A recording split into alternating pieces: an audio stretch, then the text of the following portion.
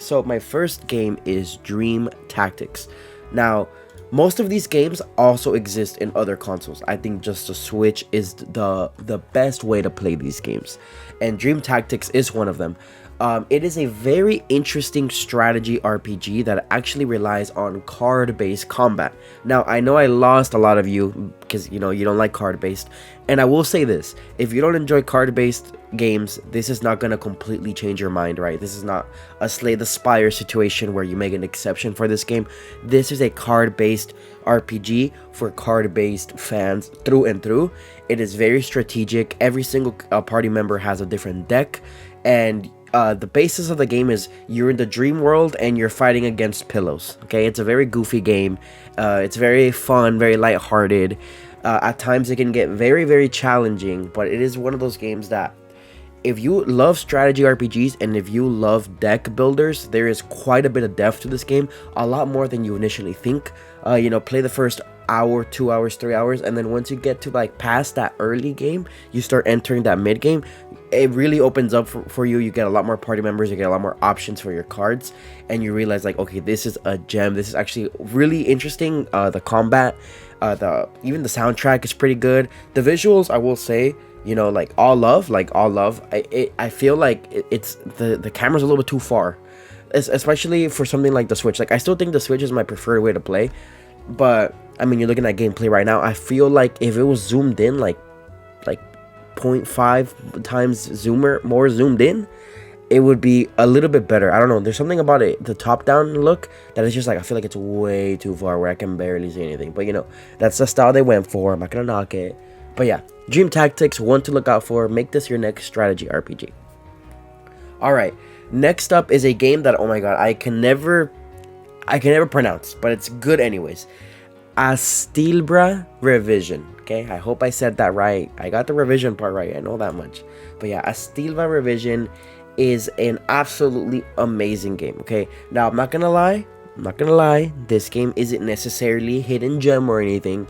It is very popular on Steam, but I feel like a lot of people missed out when it got released on the Nintendo Switch eShop. It was like a stealth drop back in, I believe, like December or early this year. It just came and went, I feel like. So if you've played this on the PC, consider a second playthrough on the Switch. Consider a casual, just while you're chilling in bed, while you're doing whatever, because this is an amazing side-scrolled Maple Story offline, right? Like a 2D JRPG that is absolutely amazing. This is my personal favorite game of this list, and it is one of those games that I feel like more people really need to play. I believe it was made by a single Japanese developer, which is absolutely insane. This game, not only does it have a really deep customization system, really good exploration system, very interesting like level system. Like, yeah, all of these are more traditional, but they're just done very well. It also has one of the craziest setting switch ups I've ever seen. I implore you, if you like what you're seeing right now, don't even like look into trailers or anything. Just kind of play, because where you start and where you end up is night and day, and I think it makes it a lot more interesting thematically. And it is one game that you really should play. Astilbra Revision is a great one. Alright, now you want to talk about games that absolutely have like basically zero story, but the gameplay carries hard, is Crystal Project. Crystal Project is, again, another game that is a pretty good PC game. Steam it reviewed really well, but it found its home perfectly in the Switch, and it just kind of came and went. It just one day popped up on the eShop. I downloaded it, I played it, I loved it. I looked around my community, we were not talking about it. What's going on? Why were we not talking about it? We were talking about it when it was early access on Steam.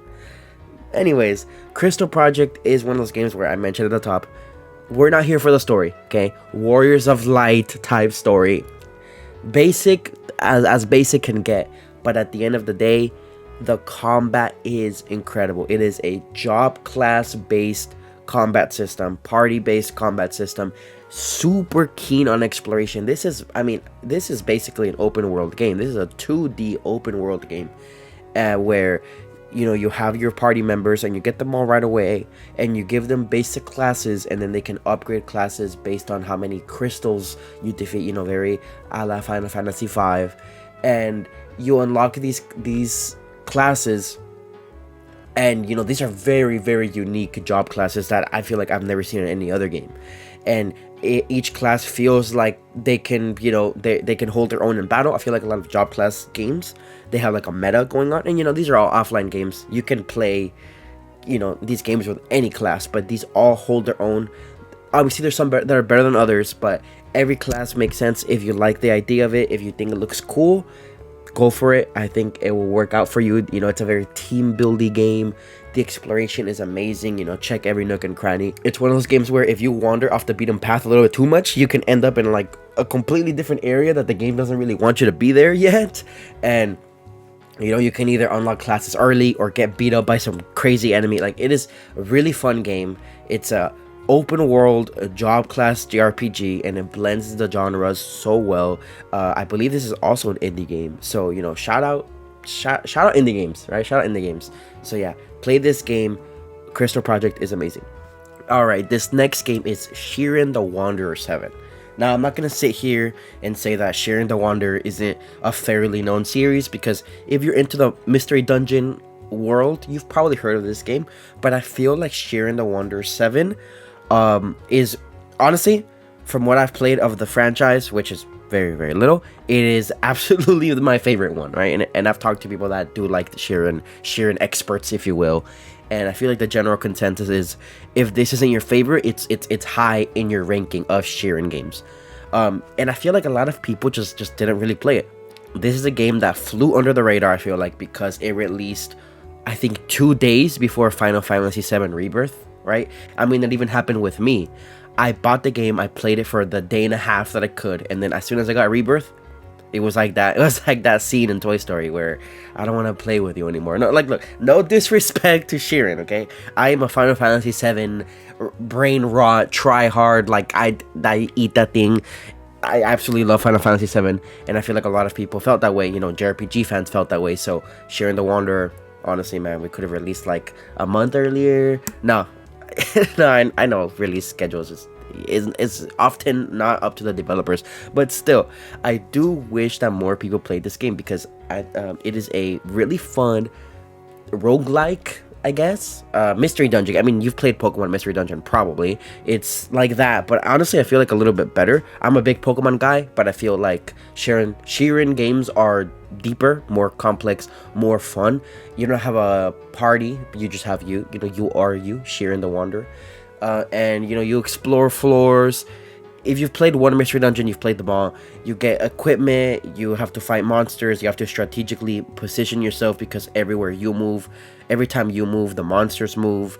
And then you get a ranged weapon, a sword weapon, you have magic, you have scrolls, you have items. But in this game you have a hunger meter, so you have to like ration your meals. It gets really, really tough. You're not gonna make it all the way through in your first run unless you're like a god gamer. In that case, then that's awesome. And even then, there's still more. They're still updating the game too, and there's just a lot of content in this game. I understand that the pricing, it is a full price game, can be a little bit daunting. This is definitely a wait for a sale game if you're on the fence. I saw the graphics. I will say this is their first hoorah into 3D. And I think the graphics are serviceable. However, the pixel sprite-based art style that the other Shiren games had, I feel like are a little bit more charming, a little bit more pleasing to look at. But it's their first jump into 3D. It doesn't look bad. And if you like Shiren, definitely check this one out. Alright, now my last game is probably my most well-known game, but it is a monster collecting JRPG that came out the same day that another monster collecting JRPG came out. Yes, I am talking about Monster Hunter Stories 1. This game just came out literally like a month ago, and it came out the same day as Shin Megami Tensei 5 Vengeance. Okay, now unlike Shin Megami Tensei 5 Vengeance, this game can actually run on the Switch. Okay, this game actually can hold more than 20 frames per second. And let me stop. Okay, I'm not hating on Shin Megami Tensei 5 Vengeance. I love that game. I played it on Steam though. I can't imagine playing on the Switch. I'm sorry, but Monster Hunter Stories 1, not 2, right? Because 2 I think did well. I think people that like Monster Hunter collectors, I think people that like monster collectors are playing or have played Monster Hunter Stories 2, but I don't see that same love for Monster Hunter Stories 1. Yes, it is simpler. Yes, it is more, the graphics are basically just a 3DS game upscaled. And, you know, obviously Monster Hunter Stories 2, you can argue upgrades most of the things that Monster Hunter Stories 1 did. Oh my god, I'm saying Monster Hunter Stories a lot. But Monster Hunter Stories 1 is just, it's, in my opinion, it's more charming. In my opinion, the music, if that's your thing, is a little bit better. And it is more of what made 2 so good, but just, you know, just more of it. I personally missed out on this one on the 3DS. Going back to this game was an absolute joy. This was my pick up and play game in between SMT5 sessions, or just, you know, times where I was away from my computer. I would just pick up Monster Hunter Stories 1, you know, do a den, hatch a monster, run around with my monster. And, you know, if you played 2, you've pretty much played 1, but I still think 1 is a worthy to look back. It does things a little bit differently. The cast of characters, you're gonna see a lot of familiar faces in 2, but, you know, they're younger, or, you know, more fleshed out their story. But Monster Hunter Stories 1, I feel like it is gonna be one of those games that is a very comfort food, almost a winter time game, where, you know, maybe you just beat a huge, thrilling, emotional game and you just want to relax with something cute, with, you know, a cup of coffee, a cup of hot chocolate. So yeah, Monster Hunter Stories 1, it is a game to play and look out for. Alright, that is my list of the 5 Switch games you gotta play right now. Okay, you gotta play right now. Stop what you're doing, download all these games and play them. No. But, you know, it's a game, you know, throw on your wish list, pick them up on a sale. Let me know if you've played any of these. Let me know if any of these piqued your interest. And yeah, you know, I like underrated games. What can I say? I feel like all games deserve love. You know, all good games deserve love. And these are just some of them that I wanted to show some love. Thank you for watching. And, you know, I'll see you for whatever I decide to do next. Bye.